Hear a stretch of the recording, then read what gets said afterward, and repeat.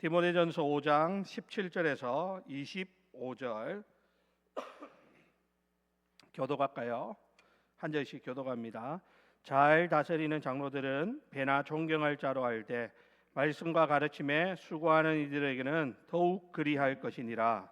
성경에 일렀으되 곡식 밟아 떠는 소의 입에 망을 씌우지 말라 하였고 또 일꾼이 그 삭을 받는 것은 마땅하다 하였느니라. 장로에 대한 고발은 두세 증인이 없으면 받지 말 것이요, 범죄한 자들을 모든 사람 앞에서 꾸짖어 나머지 사람들로 두려워하게 하라. 하나님과 그리스도 예수와 택하심을 받은 천사들 앞에서 내가 엄히 명하노니 너는 편견이 없이 이것들을 지켜 아무 일도 불공평하게 하지 말며 아무에게나 경솔히 안수하지 말고 다른 사람의 죄에 간섭하지 말며 내 자신을 지켜 정결하게 하라. 이제부터는 물만 마시지 말고 내 위장과 자주 나는 병을 위하여는 포도주를 조금씩 쓰라. 어떤 사람들의 죄는 밝히 드러나 먼저 심판에 나아가고 어떤 사람들의 죄는 그 뒤를 따르나니 함께 있습니다. 이와 같이 선행도 밝히 드러나고 그렇지 아니한 것도 숨길 수 없느니라. 아멘. 예, 우리 옆에 계신 분들하고 인사할까요? 얼굴 안 보세요. 얼굴만 봐도 은혜가 됩니다. 예. 박지현 집사님 뭐라고요? 머리가 아프다고요? 그러면 안 되죠. 예. 예. 남의 남편을 너무 뚫어지게 바라보면 머리가 아픈 겁니다. 그냥 은혜롭게 바라보시기 바랍니다. 다시 한번 더 인사합시다. 얼굴만 봐도 좋습니다.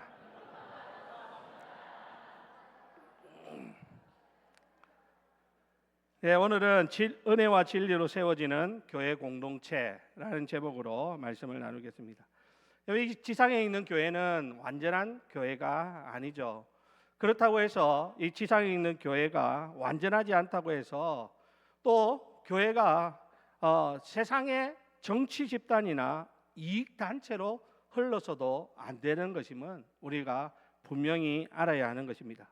하나님께서 피로 값주고 세우신 생명의 공동체, 하나님의 말씀이라는 절대적인 진리 위에 세워진 거룩한 공동체가 바로 우리 교회 공동체다라고 하는 것이죠.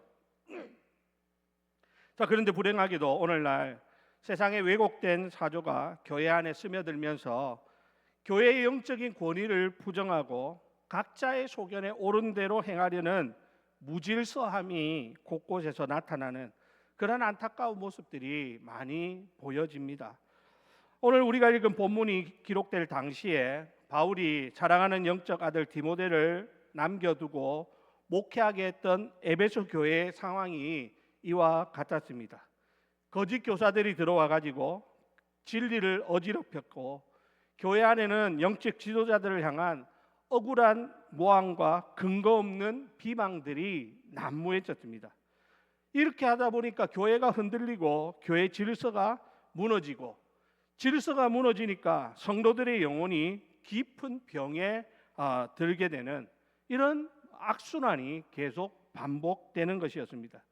자, 그래서 사도 바울은 젊은 목회자인 디모데에게 교회가 어떻게 영적 질서를 회복하고 은혜와 진리의 공동체로 든든히 서갈 수 있는지에 대해서 아주 매우 구체적이고 엄숙한 지침을 오늘 내리는 것을 보게 됩니다. 여러분, 우리가 믿는 하나님은 어떤 하나님입니까? 나름대로 우리 각자가 경험한 하나님들이 다 있죠. 어떤 분은 사랑의 하나님입니다. 어떤 분은 공의의 하나님입니다. 어떤 분은 치료의 하나님입니다. 하나님에 대해서 자기들이 경험한 하나님의 모습들은 다양합니다. 그런데요, 여러분, 그 하나님의 그 다양한 모습 가운데 우리가 기억해야 되는 것은 뭐냐면 하나님은 질서의 하나님이시다라고 하는 사실입니다. 하나님께서 창조 때에 아무것도 없는 혼돈 상황 속에서 질서를 부여하시죠. 그런 것처럼 그리스도의 피로 값주고 사신 이 교회 공동체 안에도 하나님은 영적인 질서가 바로 세워지기를 원하십니다. 이 교회의 영적 질서가 바로 세워지지 않으면 결국은 우리 성도들의 영혼이 사탄의 맹렬한 공격 앞에 무방비로 노출될 수밖에 없기 때문이다라고 하는 것이죠. 자, 오늘 사도 바울은 아들처럼 여기는 디모데에게 이 엄숙한 지침을 가르쳐 주면서 교회가 어떻게 영적 질서와 거룩함을 붙잡아야 할지에 대해서 몇 가지로 말씀하고 있는 것을 봅니다. 첫 번째로 우리가 살펴볼 것은 뭐냐면요, 진리의 강단을 지키기 위해서 말씀의 사역자를 귀히 여기는 질서가 있어야 된다라고 하는 겁니다. 자, 오늘 보면 17절 말씀인데요, 다 같이 읽어볼까요? 17절 시작. 잘 다스리는 장로들은 배나 존경할 자로 알되 말씀과 가르침에 수고하는 이들에게는 더욱 그리할 것이니라. 아멘. 자, 여러분, 교회에 이 질서를 세우는 직분론에 있어서 오늘 이 구절이 아주 중요한 지침을 가르쳐 주고 있습니다. 오늘 본문에 등장하는 장로는요, 오늘날 우리 양떼를 영적으로 돌보고 교회를 치리하는 치리장로, 그러니까 오늘 우리 용어로 하면 우리 장로님들 말이죠. 그런 장로님들과 또 이렇게 강단에서 하나님의 말씀을 선포하고 성례를 집례하는 강도 장로, 그래서 저와 같은 목사, 이런 그러니까 목사와 장로를 모두 포괄하는 그러한 단어라고 할 수 있습니다. 자, 바울은 오늘 교회를 잘 다스리는 지도자들을, 장로들을 어떻게 하라? 배나 존경할 자로 여기라라고 하면서 특별히 말씀과 가르침에 수고하는 이들에게는 배나 존경할 것을 명령하는 것을 보게 됩니다. 자, 여러분, 여기서 배나 존경하라라고 하는 이 말씀의 의미를 정확히 짚고 넘어갈 필요가 있죠. 예를 들어서 배나 존경하라 할 때 이 존경이라고 하는 마음은 단순히 마음에서 우러나오는 영적인 예우만을 의미하는 것이 아니라고 하는 것입니다. 앞선 5장 3절에 보면 참 과부를 존대하라라고 했을 때 뭐라고 했냐면 구체적으로 그들의 생활을 부양하는 것, 이것을 뜻했다라는 것을 생각해 보면 지금 여기서 잘 가르치는 장로들을 배나 존경하라라고 하는 것은 그에 합당한 재정적인 지원과 사례를 포함하는 아주 포괄적인 개념이라고 할 수 있는 것이죠. 자, 여러분, 오늘 사실 이 본문을 내가 놓고 차례대로 이렇게 진행을 하다 보니까 이 본문을 가지고 내가 설교를 해야 되나 말아야 되나 하면 좀 제가 좀 민망스럽기도 하고, 또 그런 생각이 좀 들어가지고 사실 고민을 좀 했어요. 고민을 했는데 그래도 여러분 오해하지 마십시오. 제가 일부러 찾아낸 본문이 아니라 차례대로 가다가 오늘 딱 걸린 그런 본문이니까, 성경의 또 바울의 가르침이니까 여러분들이 오해하지 말고 들으시기 바랍니다. 우리 목사님 사례비 많이 올리더라고 또 저런 이야기 하는가 보다, 그렇게 생각하지 말란 말입니다. 목사님 세상 사람들처럼 대접받으려고 저런 말 하는구나, 그렇게 말씀하지 마시기 바랍니다. 지금 사도 바울이 이토록 명확하게 목회자에 대해서 물질적인 예우를 교회의 질서로 못 박는 이유가 있다라고 하는 것이죠. 여러분, 그것은 결코 목회자 개인의 배를 불리거나 세상적인 부귀 영화를 누리게 하려는 것이 아닙니다. 그 핵심은 뭡니까? 바로 하나님의 말씀에 있다라고 하는 것이죠.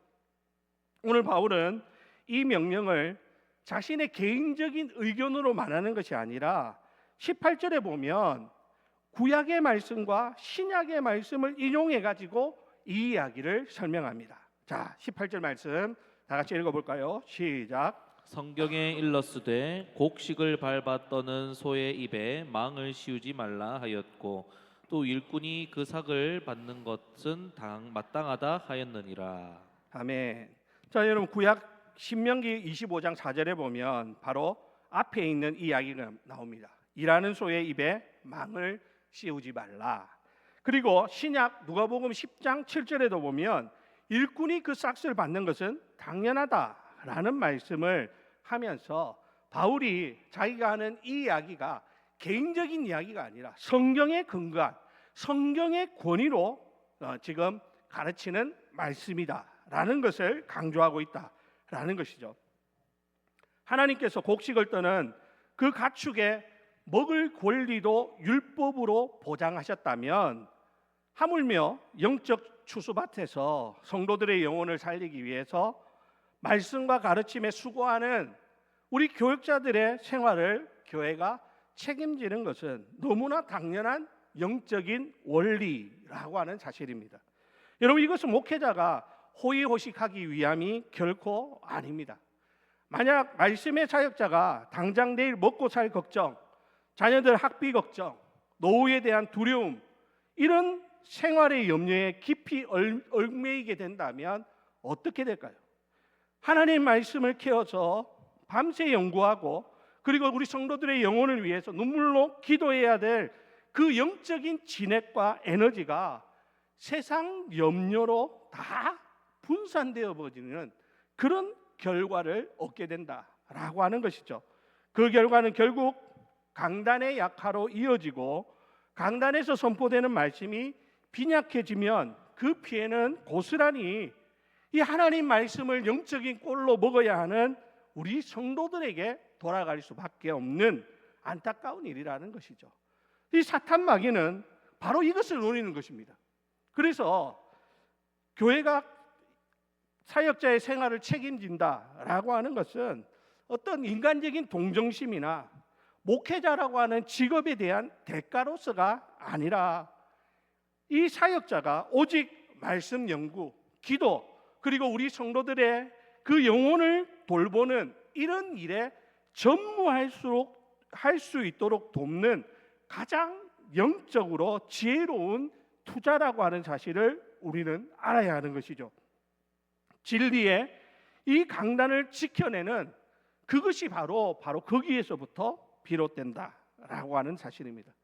그러므로 여러분, 교회가 우리 목회자들을 존대하고 합당하게 부양하는 것은 어떤 인간적인 동정심이나 목회자라고 하는 직업에 대한 대가로서가 아니라 사역자가 오직 말씀 연구에 그리고 기도에 그리고 우리 성도들의 그 영혼을 돌보는 일에 전무할 수 있도록 하는 그렇게 집중할수록 할 수 있도록 도와주는 것임을 우리가 기억할 필요가 있겠다라는 것이죠. 그래서 우리 성도들이 교회를 위해서 세워진 영적인 지도자들의 필요를 채우면서 섬기면 꼭 또 우리 목회자들은 그것을 감사함으로 받고 또 더 우리 성도들을 사랑하는 마음으로 말씀을 잘 준비하고 더 기도하고 또 우리 영혼들을 돌보는 이러한 일에 매진해 나아갈 때 교회는 더 건강하게 세워지는 은혜 위에 든들이서는 교회의 첫 번째 질서가 마련되어지는 것이다 라고 하는 사실입니다. 제가 어제 우리 한남교회에 그 원로 목사 추대식과 담임 목사 위임식이 있어가지고 제가 다녀왔습니다. 제가 사상시찰 시찰장 자격으로 가가지고 이제 위임식을 임명하는 인도를 했는데요. 거기 보니까 우리 성도들 목회자에게 담임 목사님에게 서약을 받고 열심히 잘 섬기겠느냐 하는 그런 서약을 받고 또 우리 성도들에게도 또 질문을 하는 거예요. 그 질문 중에 뭐가 있냐면 여러분들은 담임 목사의 생활을 책임지고 목사가 열심히 말씀 연구와 기도에 전념할 수 있도록 돕겠습니까? 여러분들이 약속한 그 사례비를 지급하면서 그 목회자들이 거기에 전념할 수 있도록 돕겠습니까? 하는 질문을 던집니다. 그러면 성도들은 다 손을 들고 거기에 예라고 대답을 하더라고요. 생각해 보니까 저도 제가 우리 주례교회 왔을 때 그렇게 했던 것 같아요. 그래서 여러분들이 지금까지 저를 잘 섬겨주셨고 그 은혜로 제가 오늘까지 목회 사역을 잘 감당할 수 있었다라고 하는 것을 제가 또 한번 감사를 드립니다. 제가 오늘 여러분들에게 이 말씀을 전하는 것은 제 사례비 더 많이 올려달라 그런 이야기 아닙니다. 여러분 정말 하나님 앞에서 우리 부목사님이든지 또 우리 사역자들이 말씀하고 기도하고 또 성도들 돌보고 맡은 부서를 잘 관리하는 이 일에 열심을 낼 수 있도록 여러분들이 그 모든 나머지의 것들은 책임져 주는 것, 그게 서로 함께 하나님 나라를 세워나가는 가장 아름다운 모습이다라고 하는 것을 제가 하나님의 말씀을 근거로 여러분들에게 전하는 것이니까 오해하지 마시고, 혹시 듣고 마음에 걸리면 저한테 전화하지 마시고 하나님한테 전하시기 바랍니다. 제가 하는 거 아니라니까요. 성경에 나와 있는 이야기를 전하는 거니까. 자, 두 번째로요, 교회의 거룩성을 지키기 위해서는요, 공정한 치리와 질서가 있어야 된다. 보호의 질서가 있어야 된다라는 것을 바울은 말씀합니다. 자, 19절 말씀 볼까요? 장로에 대한 고발은 두세 증인이 없으면 받지 말 것이요라고 했습니다. 교회의 지도자는 언제나 영적 전쟁의 최전방에 서 있습니다. 사탄은 교회를 무너뜨리기 위해서 가장 먼저 우리 목회자와 우리 장로님들을, 중직자들을 공격합니다. 때로는 자기 뜻대로 되지 않는다는 이유로 악의적인 소문을 퍼뜨리고 억울한 모함으로 교회의 리더십을 흔드는 일들이 교회의 역사 가운데 빈번하게 일어났습니다. 따라서 바울은 신명기 19장 15절의 율법을 가져와서 명백하고 객관적으로 두세 증인이 없다면 아예 고발 자체를 접수하지 말라고 방어막을 쳐줍니다. 지도자의 영적 권위가 그냥 가벼운 입방아에 오르내리지 않도록 교회가 목회자들을 지키고 보호해야 된다라는 은혜의 질서 때문이었다라는 것이죠. 하지만 동시에 바울은 그냥 무조건 목회자가 잘못하는데도 덮어주라, 모른 척하라, 그런 이야기를 하는 것은 아닙니다. 명백하게 드러난 죄에 대해서는 아주 공의로운 칼을 빼들고 이렇게 말합니다. 20절, 21절 우리 다 같이 한번 읽어볼까요? 시작. 범죄한 자들을 모든 사람 앞에서 꾸짖어 나머지 사람들로 두려워하게 하라. 하나님과 그리스도 예수와 택하심을 받은 천사들 앞에서 내가 엄히 명하노니 너는 편견이 없이 이것들을 지켜 아무 일도 불공평하게 하지 말며. 아멘. 자, 여러분 보십시오. 객관적인 증거가 있다면, 그거를 통해서 이 교회의 리더십에 중대한 범죄가 확정되었다면 사사로운 정의나 친분에 얽매여 덮어두어서는 안 된다라는 것입니다. 모든 사람들 앞에서 꾸짖고 교회의 거룩성을 회복해야 한다라는 말입니다. 참된 교회의 표지 중에 하나가 뭡니까? 신실한 권직입니다. 교회는요, 사실 원래 교회는 성도들이 잘못하거나 또 목회자가 잘못했을 때면 거기에 대해서 명확하게 권직을 해야 됩니다. 그래야 정말 성도들이 신앙생활을 잘못하면 이러면 안 되는 거구나 하는 것을 깨닫고 정신을 차리는 거예요. 그런데 오늘날은 어떻습니까? 오늘날은 교회 안에 뭐가 사라져 버렸어요? 권직이 사라져 버렸습니다. 교회 안에서 권직을 하면요, 사랑 없는 교회, 이런 이야기를 듣습니다. 그러나 여러분, 그게 사랑일까요? 그게 사랑은 아니죠. 잘못했으면 잘못한 것을 바로 잡아줄 수 있어야 돼요. 그게 진정한 사랑의 모습이죠. 여러분, 우리가 부모된 우리가 자녀들을 양육하면서 자녀들이 잘못된 길을 가고 있으면 사랑이라는 이름으로 무조건 덮어주고 용서합니까? 아니죠. 때로는 나무라기도 하고 혼내기도 하고 때로는 회초리를 들기도 하고, 그래서 잘못한 것을 깨우치고 돌아서도록 하는 것이 진정한 부모의 자식 사랑이라고 하는 것입니다. 그러므로 여러분, 교회도 사실은 이런 권징이 일어나야 되는 거예요. 근데 오늘날은 이 권징이 안 먹혀요. 이게 문제예요. 교회에서 권징하면 어때요? 딴 교회 가버리면 됩니다. 딴 교회 가버리면 아무런 문제 없습니다.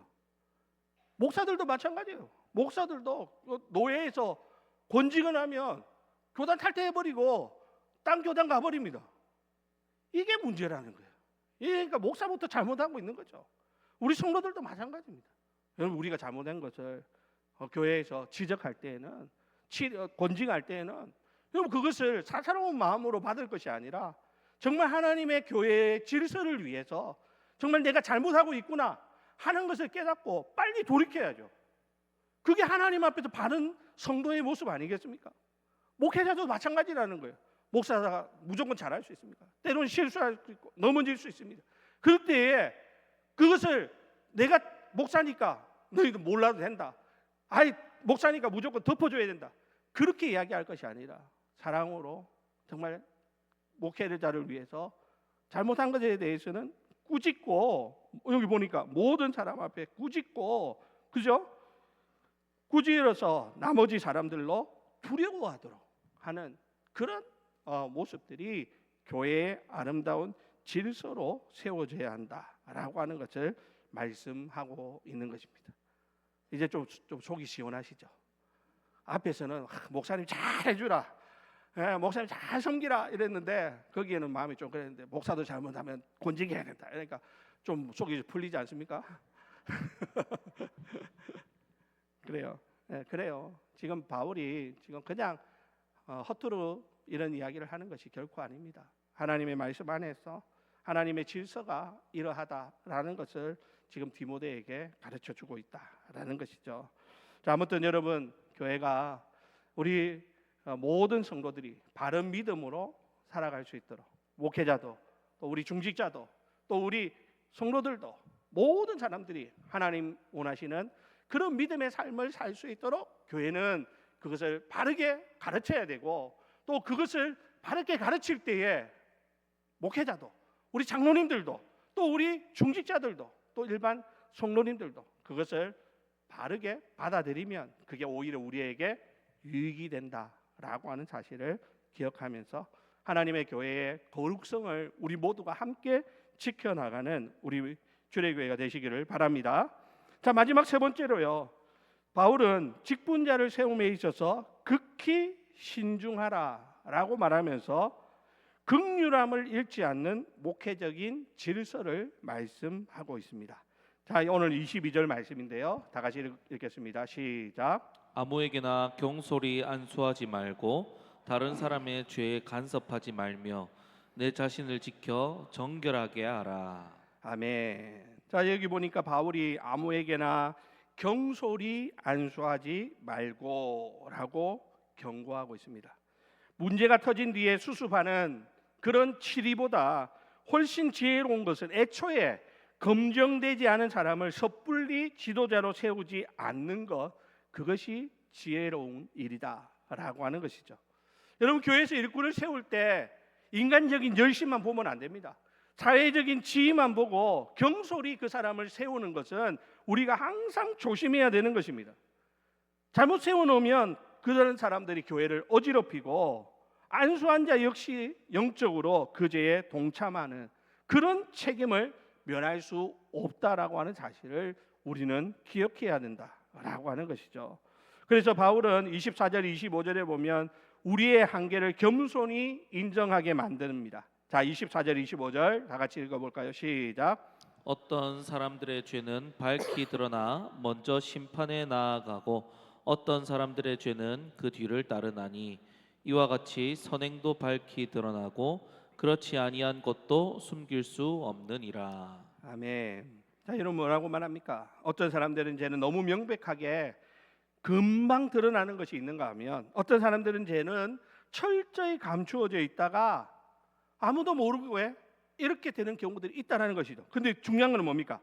결국에는 심판의 자리에서 드러나게 된다라는 것입니다. 여러분, 우리가 사람의 눈을 속일 수 있습니다. 사람들의 시선을 피해서 우리가 얼마든지 우리의 욕심을 따라 살아갈 수 있죠. 그러나 여러분, 중요한 것은 뭡니까? 우리를 심판하는 분은 옆에 있는 사람들이 아니라는 거예요. 우리를 심판하는 것은 누굽니까? 온 우주 만물을 만드시고 우리의 과거와 현재와 미래를 꿰뚫어 보시는 전능하신 하나님의 그 심판대 앞에 우리가 서야 한다라고 하는 사실입니다. 이것은 반대로 말하면요, 우리가 이 땅에서 행하는 선행도 마찬가지라는 거죠. 여러분, 내가 무슨 일을 했는데 사람들이 알아주지 않는다고 너무 섭섭해하지 마시기 바랍니다. 여러분, 어떤 것은 조금 했는데 사람들이 이만큼 알아줄 수 있어요. 어떤 사람은요, 이만큼 했는데 요거만큼밖에 알아주지 않거나 아예 몰라주는 경우들도 있습니다. 그러나 중요한 것은 뭡니까? 나중에 하나님의 심판대 앞에 가면 그 모든 선행도 다 드러나게 될 것이다 라고 하는 것을 오늘 바울이 말씀하고 있다 된다라는 것입니다. 그래서 여러분, 교회에서 일꾼을 세우는 것은요, 우리가 하나님 앞에서 충분한 시간을 두고 기도하면서 그 열매를 철저히 검증하는 그런 과정을 거칠 수 있어야 합니다. 그래서 교회가 우리가 교회 직분자를 뽑는다 하면 미리 알려드리죠. 그리고 그 여러 가지 교회가 정해놓은 기준을 따라 가지고 거기에 합당한 사람들을 세우는 것입니다. 그러니까 여러분, 그것을 잘 살펴보면서 충분히 기도하고 정말 우리 교회에 필요한 일꾼, 교회를 위해서 일하고 헌신할 수 있는 그런 일꾼을 뽑는 이러한 일에 우리가 조금 더 관심을 가지고 하나님 앞에 엎드리는 그러한 모습들이 있어야 되겠다라고 하는 사실입니다. 다행이고 참 감사한 것은 그동안 우리 교회에 세워진 많은 일꾼들, 우리 은퇴하신 장로님들부터 많은 권사님들, 집사님들, 정말 교회를 위해서 많은 수고와 헌신을 아끼지 않았던 것을 저는 보게 됩니다. 여러분, 그분들 정말 교회를 사랑하셨고 교회를 위해서 애쓰셨고 많이 충성하셨습니다. 그러한 모습들을 보고 우리 후배들도 아마 열심히 따라가고 있으리라고 생각됩니다. 여러분, 앞으로도 지금 직분을 받은 분들은 그런 마음 변치 말고 끝까지 우리 앞선 선배들의 못지않게 더 아름다운 모습으로 더 교회에 헌신하고 충성하는 그런 일꾼들이 다 되시기를 바랍니다. 그리고 뿐만 아니라 앞으로 세워질 일꾼들도 또 앞으로 내가 하나님 앞에서 새로운 직분을 받기를 원하시는 분들이 있다면 지금부터 스스로 겸비하고 스스로 잘 준비하고 하나님 앞에서 내가 하나님 쓰시기에 합당한 일꾼으로 세워질 수 있도록 우리 스스로가 우리를 정결하게 하는 이 일을 우리가 잊어서는 안 된다라고 하는 사실도 꼭 기억하시기 바랍니다. 자, 여러분, 오늘 본문에 보면 이런 무거운 영적 전투와 교회의 무너진 질서를 바로잡는 이런 중요한 이야기를 하다가 바울은 갑자기 아주 매우 개인적이고 따뜻한 권면의 말을 덧붙이는 것을 보게 됩니다. 그게 뭡니까? 23절 말씀. 자, 다 같이 읽어볼까요? 시작. 이제부터는 물만 마시지 말고 내 위장과 자주 나는 병을 위하여는 포도주를 조금씩 쓰라. 아멘. 요 말씀을 좋아하는 분들이 있어요. 특히 교회 안 나오시는 분들. 어찌 이 말씀은 아는지 봐라, 교회에서도 포도주 먹으라 했다. 자기 술 먹는 거에 그 근거하는 그런 뒷받침하는 말씀으로 요거를 딱 갖다 붙이는 그러한 분들이 있는데요. 이 말씀은 사실은 그런 의미로 주시는 말씀이 아닙니다. 당시 에베소 교회에 무거운 짐을 지고 극심한 스트레스에 시달리던 이 청년 목회자 디모데는 위장병을 앓고 있었던 것으로 보여집니다. 그래서 디모데는 자신이 이렇게 위장병을 앓고 있음에도 불구하고 자신을 정결하게 지켜야 되겠다라는 영적 강박에 갇혀가지고 당시 약용으로 아니면 소화제로 쓰이던 포도주조차도 철저히 입에 대지 않고 금욕적인 생활을 한 것 같아요. 그래서 그는 물만 마시며 이 모든 고통들을 버텨왔다는 것이죠. 요즘이야 위장병 걸리면 약국 가면 약들, 좋은 약들이 얼마나 많습니까? 병원 가면 딱 보고 거기에 필요한 치료들을 딱 해줍니다. 금방 낫습니다. 그런데 여러분, 당시 2000년 전에 무슨 의학이 발달해가지고 그죠? 좋은 약이 있었으며 좋은 의술들이 있었겠습니까? 그러니까 그 당시에는 일반적으로 포도주를 통해 가지고 이 약으로 사용하는 그러한 일들이 있었다라고 하는 것이죠. 자, 오늘 우리가 여기서 기억해야 되는 것은 뭐냐면 그러면 몸이 아플 때는 포도주를 좀 먹어도 되는구나. 이것을 지금 이야기하고자 하는 것이 아닙니다. 지금 젊은 디모데 이 목회자가 얼마나 목회하는 것이 힘들고 어려웠는가 하는 그것을 우리가 조금 이해해 보자는 것이죠. 여러분, 오늘날 우리 목회 현장도 이와 다르지 않습니다.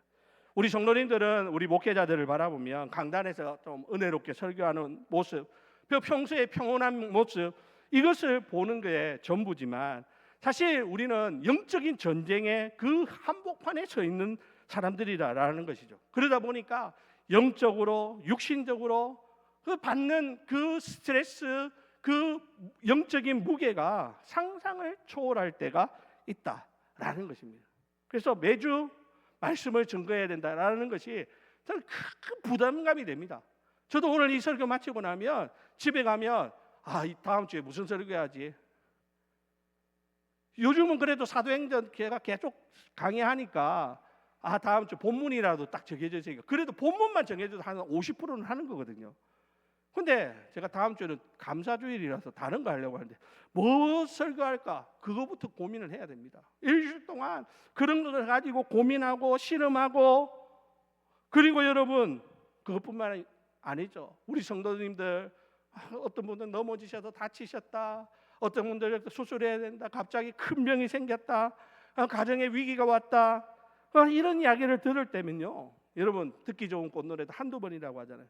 그런 목회자에게 들려오는 이야기들은 전부 다 뭡니까? 아프고 힘들고 어렵고 하는 그런 이야기들을 막 이렇게 대하면, 여러분 이야기하지 말라는 이야기 아닙니다. 오해하지 마십시오. 그런 것에 대해서 우리가 영적인 이 피로감이 아주 크다라는, 그래서 더 기도해야 되고 더 말씀으로 무장할 수밖에 없다라고 하는 것이죠. 때로는 교회 내에 크고 작은 갈등을 중재해야 될 때도 있고요, 때로는 억울한 오해를 감내해야 되기도 하고요.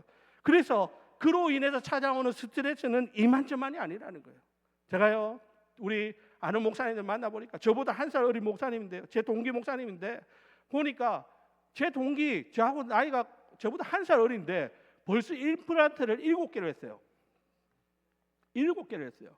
그리고 정신과에 가가지고 약을 복용하면서 우울증, 공황장애 이런 약들을 지금 하루에도 이만큼씩 먹는다는 거예요. 얼마나 목회하는 것이 스트레스인지 제가 들어봐도 힘들겠더라고 보니까. 그래서 저는 그분하고 통화하면 제가 힘들다는 이야기 안 합니다. 훨씬 더 힘들고 훨씬 더 어려운 상황에서 목회하는, 그러면서 스트레스를 받아가지고 이빨이 다 내려앉는 거예요. 이제 50대 중반인데 7개 임플란트를 할 정도면 얼마나 스트레스를 많이 받았으면 그렇습니까? 얼마나 힘들면, 죄송합니다, 거기는요 매주마다 당회하면 막 싸운대요. 장로님들이 맨날 목사님 언제 나갈 겁니까? 뭐 A4 용지에다가 목사님 고쳐야 될 거 1번부터 시작해가지고 50번 해가지고 맨날 그거 읽어주고 있대요. 그 얼마나 그게 스트레스겠어요. 그러니까 이걸 뭐 그렇다고 해가지고 똑같이 싸울 수도 없고 혼자서 이 모습을 감당하다 보니까 육신의 그 스트레스가 결국은 육신의 건강을 해치는 그러한 모습들로 나타나는 이런 안타까운 일들이 있더라라고 하는 사실입니다. 사랑하는 우리 성도 여러분, 오늘 바울은 그런 믿음의 아들 디모데를 향해서 참된 거룩은 뭐냐, 자기 육체를 학대하면서까지 그렇게 해가지고 거룩함을 지키려고 하는 그것이 아니다라는 것을 말하는 거죠.